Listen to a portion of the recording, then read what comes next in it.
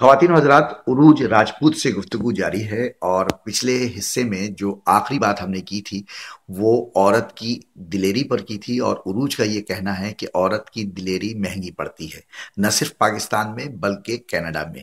ये कैसे है? इस पर गुफ्तगू अब शुरू करते हैं। जी उरूज। जी, सबसे पहले तो मैं इसलिए इस बात को कहूँगी कि हमारा ख़ुसूसन जो हमारे पाकिस्तान का जो मर्द है या साउथ एशियन जो मर्द है, उसके पास अभी तक एक्सेप्टेंस नहीं है औरत को इक्वल पर्सन के तौर पर समझने की। कहते ज़रूर हैं, इंटेलेक्ट भी लिखते भी हैं, कहानियाँ भी लिखती हैं, बहुत-बहुत लिखते हैं, बहुत से राइटर्स हैं जो इन चीज़ों के ऊपर लिखते हैं, लेकिन वो इसको दिल से यकीन नहीं करते, बल्कि इसको मैं ये कहती हूँ कि वो ये एक धोखा है, जालसाज़ी है। आप इंटेलेक्ट का एक ड्रामा करके औरतों को ओपन करते हैं और ओपन जब वो बात आपसे करती हैं तो आप उनको वहां पे जजमेंटल हो जाते हैं। तो ये एक बहुत इंपॉर्टेंट एरिया है कि हमारे आदमी को भी ग्रो करने की जरूरत है और हमारी औरत को भी ग्रो करने की जरूरत है कि उसको ये समझने के लिए कि उसको अपने तौर पर अपने राइट्स लेने हैं, उसने आदमी से राइट्स नहीं मांगने। जब तक आप आदमी के हाथ में ये इख्तियार दिए रखेंगे कि आदमी आपको कोई राइट्स देगा और आपको एक पूरे कंप्लीट इंसान के तौर पे जीने का मौका मिलेगा, तो ऐसा नहीं होने वाला, ऐसा कभी भी नहीं होता। कोई अपने राइट्स, कोई आपको आपके हाथ में प्लेट नहीं देता, आपको खुद से। अच्छा, दूसरी बात ये कि यहाँ पे अब ये जो मैंने क्वेश्चन उठाया था कि यहाँ बात की थी कि यहाँ पर दलेरी औरत को महंगी पड़ती है। मैं अगर यूं मिसाल दूं कि एक औरत दिन से लेकर रात तक काम करती है, मैं अपनी पर्सनल बात करती हूँ, सुबह से रात तक सर्वाइवल के तौर पे मॉर्गेज, घर, बिल्स, बच्चों की एजुकेशन, एवरीथिंग अगर मैं खुद कर रही हूँ, सुबह से रात तक मेरा साथ का आदमियों से पड़ता है। मोस्टली फील्ड्स में आदमी से दिन रात मीटिंग्स हैं, काम है, आप लंच है, आपकी चाय पे कोई मीटिंग चल रही है, इसको एक्सेप्ट करते हैं, इसके लिए कहीं पे आपको कोई और जरिया नहीं है। मगर जब आपकी तस्वीर किसी उसी जो शाना बिशाना जो आदमी के साथ काम कर रहे हैं, तस्वीर अगर शाना बिशाना आ गई है, इस पे एतराज आते हैं। हमारी कम्युनिटी के अभी तक जो मैं समझती हूँ कि मेंटली ग्रो नहीं किया, उनको ये बात समझ में नहीं आती कि वहां पे आप एक आदमी के साथ नहीं खड़े होते, आप अपने काम करने वालों के साथ खड़े होते हैं। आप और अगर आप शाम में, मैं जैसे रेडियो करती हूँ 11 से 1 बजे तक करती हूँ, अगर आप 11 से 1 बजे तक भी 11 से 1 रात का। रात का, जी हाँ। क्योंकि दिन भर तो सर्वाइवल है ना जी, हमारे हम्म। रेडियो से हम इतनी इनकम जनरेट नहीं कर सकते कि आपके तमाम बिल्स पे हो जाएं। तो आपको काम भी करना पड़ता है सुबह से शाम तक। तो वो जो दूसरा काम आप करते हैं, उसके बाद आप रात को अपना पैशन लाइक रेडियो और टीवी और जो भी आपने रिकॉर्डिंग्स करनी है, वो तो आप सब कर सकते हैं, उसको सब एक्सेप्ट करते हैं। मगर अगर आप शाम में, रात में किसी लाइक आपने कोई और एक्टिविटी में हिस्सा लेना है, वहां पे आपको औरत बना दिया जाता है। और ये सिर्फ हमारे आदमी ऐसा नहीं करते, हमारी औरतें भी ऐसा करती हैं। हमारी जो हमारी जनरेशन है, उसका अभी माइंड सेट चेंज नहीं हुआ यहाँ आने के बाद भी। अपनी कन्वीनियंस के लिए ये ऐसे है कि पिक एंड चूज, अगर आपको चाहिए तो ये ठीक है, अगर किसी और के पास है तो वो ठीक नहीं है। आदमियों की क्या प्रॉब्लम है कि आदमी आपसे जहां देखते हैं कि आप उनसे थोड़ा सा आगे निकलने लगे, या आप उनसे स्ट्रांग शो हो रहे हैं, या उनके लिए चैलेंज है, इंसिक्योर हो जाते हैं। वो अपने कंट्रोल में करने के लिए, अगर आप कंट्रोल में नहीं आते तो फिर उनके पास एक ही तरीका है, जैसे कहते हैं कि दलाइल नहीं है तो कीचड़ उछाल दो। तो वो क्या करते हैं, वो किरदार कशी पे, वो आपकी क्रेडिबिलिटी पे, हर चीज पे। तो यहाँ औरतें जो भी काम कर रही हैं, जो भी स्ट्रांगली बिहेव कर रही हैं, एक्चुअली जो चैलेंजिंग है आदमियों के लिए, उनको इन तमाम मराहिल से गुजरना पड़ता है, उनको इन तमाम मराहिल को भुगतना पड़ता है। और आपको इमोशनली, साइकोलॉजिकली बड़ी हिम्मत की जरूरत होती है। और मेरा ख्याल है कि इस बात को आदमियों ही की तरह जहन से निकाल देना चाहिए। जैसे हमारे मुआशरे में खास सेंटेंस यूज होता है, आदमियों का क्या है। नहीं, आदमियों का क्या है, औरत का भी क्या है। जब तक आप अपने, हमें पता होना चाहिए कि हम क्या कर रहे हैं, हम अपने लिए जवाब दें, हम अपने लिए हम जज करें, किसी और को जज करने की इजाजत नहीं देनी चाहिए। इसके लिए औरत ये को ग्रो सिर्फ करना हमारी कम्युनिटी का मामला है यहाँ पे या मेन स्ट्रीम चाहिए। में मैं भी? ये समझती हूँ कि हमारी कम्युनिटी वर्स्ट है इसमें, जो मैंने अच्छा। एक्सपीरियंस किया। अच्छा। इसके साथ साउथ एशियन पूरी कम्युनिटी में ये मसला जरूर है। और लेकिन इस, कैनेडियन सोसाइटी अच्छा, में नहीं? कनेडियन सोसाइटी में एक खामोश रवैया है कि इन्होंने इतना लर्न कर लिया है कि आपने जजमेंटल कमेंट नहीं देना। This is very important. तो इन्होंने इतनी रिस्पेक्ट सीख ली है। मगर मैंने यहाँ पर भी, चूंकि मैं काम करती रही हूँ मर्दों के साथ भी औरतों के साथ भी, तो मैंने देखा है कि वो भी एक लूज कमेंट उनकी एब्सेंस में दे जाते हैं, जहाँ पे वो चैलेंज होते हैं। तो ऐसे छोटी छोटी चीजें जरूर होती है। मगर फिर भी ये सोसाइटी ने काफी सिविलाइज है कि ये लोग इतना समझ गए हैं कि ये बातें इनको जेब नहीं देती। और अच्छा, दूसरी ये भी तो मुमकिन है कि ये जनरेशन का मसला हो कि वो लोग जो हम लोग पाकिस्तान से माइग्रेट करके आए, हम्म मैं और आप, ठीक है, हम्म वो मतलब सोसाइटी के हाथों इस रवैये का शिकार हो रहे हैं। लेकिन अगर नई जनरेशन जो यहाँ परवरिश पा रही है, हम्म उनके बारे में आप क्या कहती हैं कि वो कैसी है? मैं बिल्कुल जी, मैं अपने रेडियो पे भी इसी की बात करती हूँ कि हमारी जनरेशन पे तो वैसे गिव अप कर देना चाहिए, वो दुरुस्त नहीं हो सकती। फर्स्ट ऑफ ऑल वो इतनी केपेबल नहीं है, इतनी हम्म, स्ट्रांग नहीं है अपने आप में कि वो स्ट्रांगली किसी और दूसरे को भी रास्ता दे सके। तो हम तो बैठे हुए हैं। मैं इसके लिए प्लीज एक जोक जरूर सुनाना चाहूंगी कि हमारी सोसाइटी, हमारी कम्युनिटी का ये है कि बचपन में एक जोक था कि उस्ताद हामिद और नासिर दो स्टूडेंट थे। हामिद, तुम देर से क्यों आए? वो कहता मेरी चवन्नी खो गई थी। तो कहता अच्छा, तो नासिर फिर तुम क्यों देर से आए? उसकी तो चवन्नी।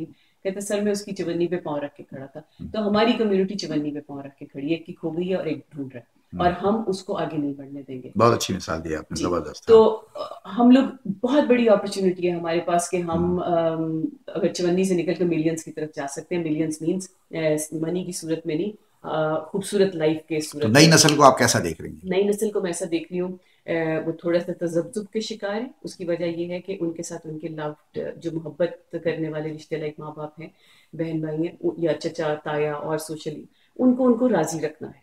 तो वो हम्म, दो जिंदगियां जी रहे हैं, एक घर की जिंदगी एक और घर घर की से। जिंदगी, एक बाहर की जिंदगी।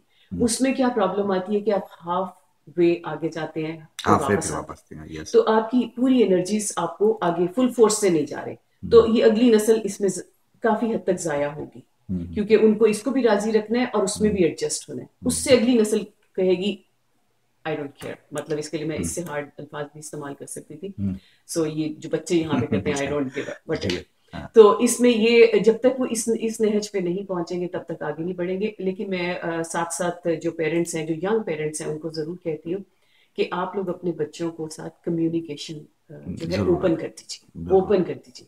सही। फैक्ट्स हैं, इसको एक्सेप्ट कीजिए। यू आर इन कनाडा, इस हम्म, जिंदगी में जीना है, या तो इसको चूज ना करते, चूज किए, फुल हार्टेडली चूज कीजिए। और आप यकीन मानिए कि मैं इतनी फैमिलीज को यहाँ पर मिली हूँ, मैं बहुत सारे ऐसे प्रोफेशंस में से गुजरी हूँ कि मेरी बड़ी इंटरेक्शन रही है।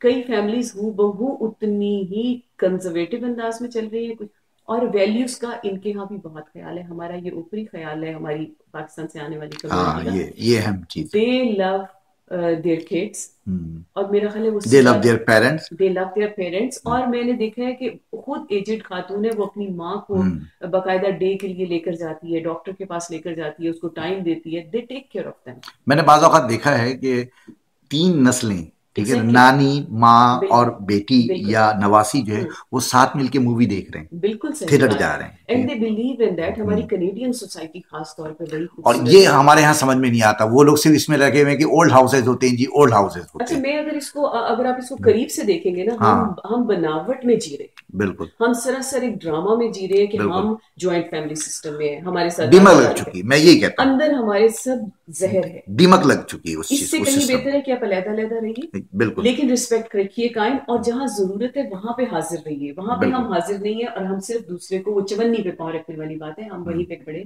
तो यहाँ पे मैंने यूथ के लिए इसलिए तवज्जो दिलाई कि मुझे ऐसे लगता है तो अगर आप आप, क्या समझती हैं आप कि मैं यहाँ बात काट रहा हूँ आपकी, कोई बात कि ये जो माइग्रेशन आपने की है, जी, ये आपके लिए फ्रूटफुल रही या नहीं रही? मैंने स्ट्रगल की है उसके एतबार से नहीं, मैंने यहाँ पे मैं समझती हूँ बहुत ख्वारी काटी। हम्म, और मैं काफी अप्स एंड डाउन्स रहे, काफी हम्म, ज्यादा डाउन द हिल मैंने काफी गई। और हम्म, उसके बाद जब मैं वहां से निकल रही थी, तो मैंने उस वक्त भी हम्म, कोई अच्छे एक्सपीरियंस नहीं किए। जो लोगों के साथ मुझे साबका पड़ा, बाकायदा लिटरेरी लोग और ये सब लोग, दुकानें मैं समझती हूँ, उसके अंदर अच्छा, मेरे एक्सपीरियंसेस फ्रॉड में हुए।